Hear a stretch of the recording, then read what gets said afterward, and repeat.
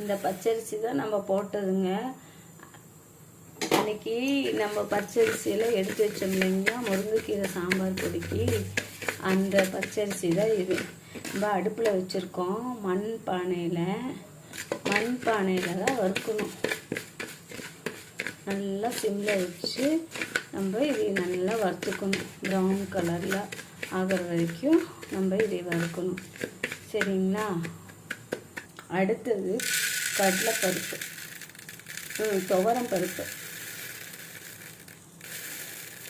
நம்ம எடுத்து வச்சுருந்தோம் இல்லைங்களா, அந்த துவரம் பருப்பு உங்களுக்கு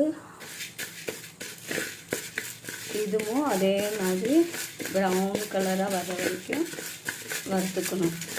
சரிங்களா?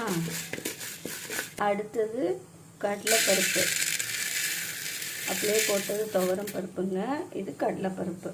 மறுபடியும் இதையும் நம்ம ப்ரௌன் ஆகிற வரைக்கும் வறுத்துடணும் தனித்தனியாக. இப்போ உங்ககிட்ட நான் அந்த சீக்ரெட் ரெசிபி சொல்லியிருந்தேன் இல்லைங்களா, பாரம்பரிய முருங்கைக்கீரை சாம்பார் தூளோட சீக்ரெட் ரெசிபி சொல்லியிருந்தேன்னு சொன்னேன். அந்த சீக்ரெட் ரெசிபி என்ன தெரியுங்களா? வேறு ஒன்றும் இல்லைங்க, வெரி சிம்பிள்.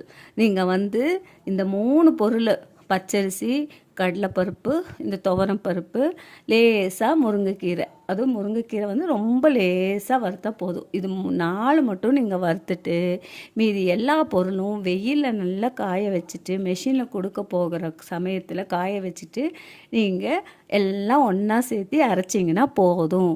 எல்லோரும் ஜென்ரலாக சாம்பார் தூளுக்கு மல்லி வறுப்போம், மிளகா வறுப்போம். நான் கொடுத்த அந்த இன்க்ரீடியன்ஸ் ஃபுல்லாமே வறுத்து தான் பண்ணுவோம். ஆனால் இங்கே நான் சொன்ன சீக்ரெட் ரெசிபி வித்தியாசமாக இருக்கும். சாம்பார் சூப்பராக இருக்கும்.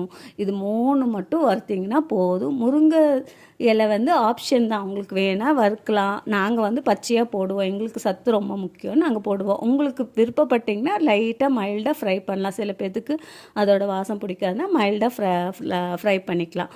மிச்சபடி உங்களுக்கு இதுதான் அந்த சீக்ரெட் ரெசிபி. இப்படி செஞ்சு பாருங்கள். சாம்பாருக்கு வீட்டில் எல்லோரும் அம்மா சாம்பார் சூப்பர் அப்படின்னு சொல்லிடுவாங்க. இந்த சாம்பார் தூள் நீங்கள் போட்டிங்கனாலும் நீங்கள் அந்த பருப்பு தண்ணியில் காய்கறியை வேக வச்சதுக்கப்புறம் லாஸ்ட்டாக ஜஸ்ட் 1 minute பிஃபோர் மட்டும் அந்த பருப்பு, வேக வச்ச பருப்பு போட்டு கலக்கி தாளித்து இறக்கி வச்சு பாருங்கள். வீட்டில் எல்லோரும் உங்கள் சாம்பாருக்கு அடிமை. கண்டிப்பாக நீங்கள் சாப்பிட்டு பார்த்து செஞ்சு பார்த்து சாப்பிட்டு பார்த்துட்டு அப்புறமா எனக்கு சொல்லுங்கள். கண்டிப்பாக மறந்துடாதீங்க. என்னத்தை சப்ஸ்கிரைப்